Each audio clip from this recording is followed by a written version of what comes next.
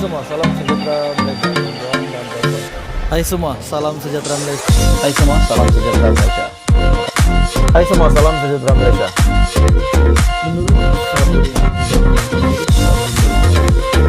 Hai semua, salam sejahtera Malaysia. Bantuan dan bapak semua.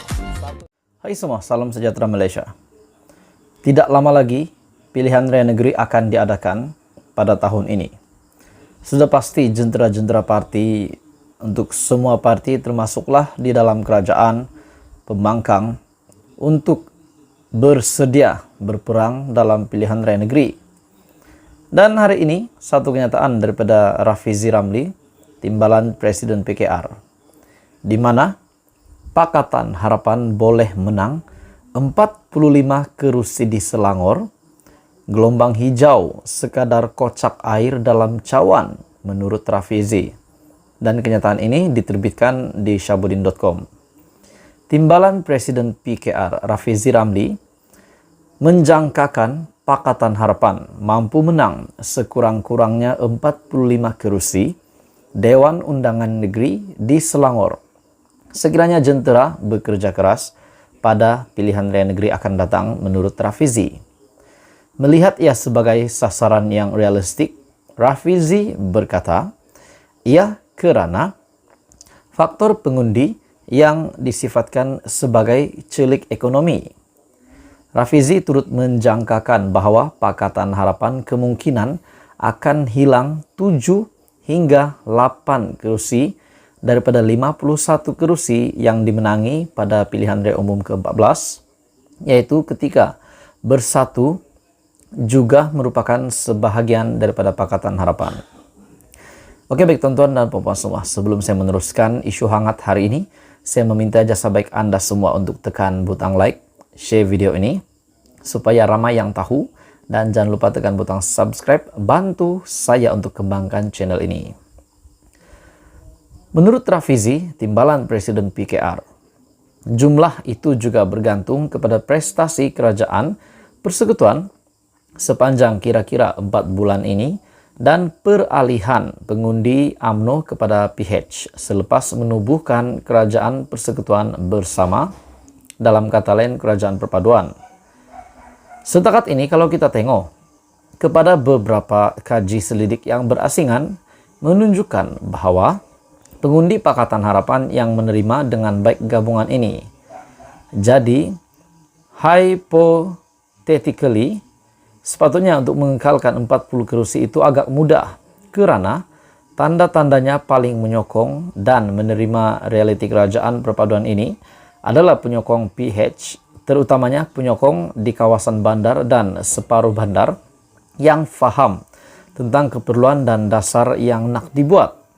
Di Selangor, risiko yang kita belum tahu lagi, maksudnya ketidaktentuan beberapa banyak undi UMNO yang boleh dipindahkan kepada PH. Tidak begitu banyak. Berapa banyak pengundi PH itu akan menyokong PH ataupun PHBN. Katanya dalam sidang media selepas berucap di Convention PKR untuk PRN Selangor. Meskipun tugas untuk menjelaskan kepada akar umbi UMNO agak rumit, tetapi ia akan tidak mustahil walaupun memakan masa. Pada masa yang sama, Rafizi yang juga Menteri Ekonomi meminta supaya perwakilan di Selangor tidak bimbang dengan gelombang hijau dari Perikatan Nasional bagi berdepan PRN susulan keputusan pada pilihan raya umum ke-15. Adakah ini bermakna Muhyiddin kalah 45 kerusi? Sekiranya benar apa yang dijangkakan oleh Timbalan Presiden PKR, di mana Rafizi Ramli menjangkakan Pakatan Harapan mampu menang sekurang-kurangnya 45 kerusi Dewan Undangan Negeri di Selangor sekiranya jentera bekerja keras pada PRN akan datang. Dan sudah pasti ini akan menjadi perhatian ramai. Kenyataan daripada Rafizi ini, di mana keyakinan Rafizi bahawa PH akan menang 45 kerusi dan bermakna PN tidak mampu menang 45 kerusi ini. Apa komen Anda? Sila komen di bawah, teruskan bersama di dalam channel ini untuk perkembangan politik yang lain. Halo semua, salam sejahtera Malaysia. Ada satu isu, ada satu ulasan yang sangat menarik saya nak kongsi dengan Anda semua. Di mana seperti yang kita tahu, Najib yang berada di penjara hari ini. Melalui Facebook Najib yang telah dipost oleh admin Facebook Najib Razak. Najib yang dipenjara 12 tahun dan didenda Rm 210 juta, yaitu 5 kali ganda Rm 42 juta, sebab Rm 42 juta dimasukkan ke dalam account bank tanpa pengetahuan dia yang digunakan untuk tujuan sedekah.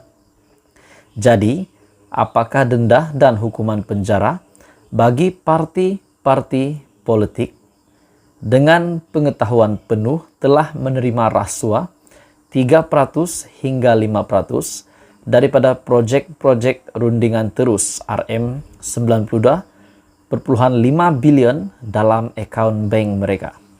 Sudah pasti ini merujuk kepada parti yang menjadi kerajaan. Semasa kes ini telah didedah satu persatu, yaitu Muhyiddin Yassin menjadi Perdana Menteri Kerajaan Perikatan Nasional semasa pimpinan Muhyiddin Yassin. Dan sekiranya ini benar, kalau benar-benar Muhyiddin Yassin memang didakwa dan didapati bersalah, adakah menurut kenyataan Najib ini bahwa hukuman yang bakal dikenakan kepada sesiapa saja pemimpin ataupun parti politik yang menjadi kerajaan pada ketika isu dana yang diseleweng ini telah didedahkan, adakah hukuman lebih berat kepada pemimpin yang menjadi kerajaan pada ketika itu, semasa dana yang diseleweng ini didedahkan, dibongkar, dan dilondehkan perlahan demi perlahan. Menurut kenyataan Najib bahwa apakah denda dan hukuman penjara bagi parti-parti politik dengan pengetahuan penuh telah menerima wang rasuah 3% sehingga 5% daripada projek-projek rundingan terus Rm 92,5 bilion dalam akun bank mereka. Oke, baik tuan-tuan dan bapak semua. Sebelum saya meneruskan, saya meminta jasa baik kerjasama Anda semua untuk tekan butang like, subscribe channel ini, supaya Anda tidak terlepas perkembangan politik daripada channel ini, dan jangan lupa share supaya ramai yang tahu tentang ini. Untuk pengetahuan Anda semua, menurut Raja Petra bin Raja Kamaruddin melalui entry di Twitternya, ahli parlimen dan pemimpin parti akan ditangkap, akan dipecat yang berkaitan dengan isu yang diseleweng, isu dana yang diseleweng ini. Jadi menurut RPK bahwa ahli parlimen akan dipecat dan pemimpin akan ditangkap, yaitu Bersatu dan Perikatan Nasional yang menjadi kerajaan pada ketika itu. Dan sekiranya benar apa yang dinyatakan oleh Najib Razak bahwa hukuman yang lebih teruk mungkin kepada pemimpin yang benar-benar didakwa ataupun akan didapati bersalah nanti berkenaan dengan seleweng dana ini. Menurut Raja Petra juga, Rm 4,5 bilion telah masuk ke dalam akaun Bersatu semasa menjadi kerajaan dahulu, dan dana ini juga yang telah digunakan untuk Perikatan Nasional mewah, kononnya mewah semasa berkempen bagi persediaan pilihan raya umum ke-15. Ramai ahli politik, penganalisis politik yang melihat bahwa bagaimana mereka boleh mewah sebegitu dengan cepat. Bagaimana Muhyiddin Yassin, bagaimana pimpinan PN Bersatu pas boleh menjadi satu parti gabungan yang begitu mewah sekali semasa mereka berkempen untuk persediaan pilihan raya umum ke-15.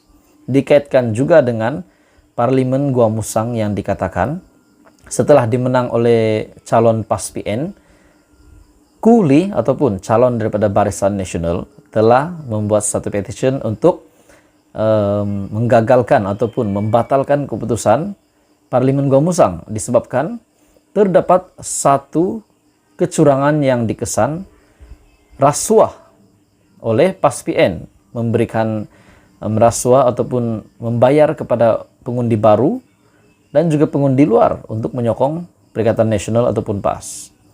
Jadi pendedahan demi pendedahan, dan ini pasti mengejutkan rakyat. Dan kenyataan Najib melalui Facebook Najib Razak, apakah denda dan hukuman penjara bagi parti-parti politik dengan pengetahuan penuh telah menerima uang RM 3 hingga 5% daripada proyek-proyek rundingan terus RM 92.5 billion dalam account bank mereka. Jadi kita nantikan update terkini berkenaan dengan case ini. Jangan lupa teruskan bersama di dalam channel ini untuk perkembangan politik yang lain.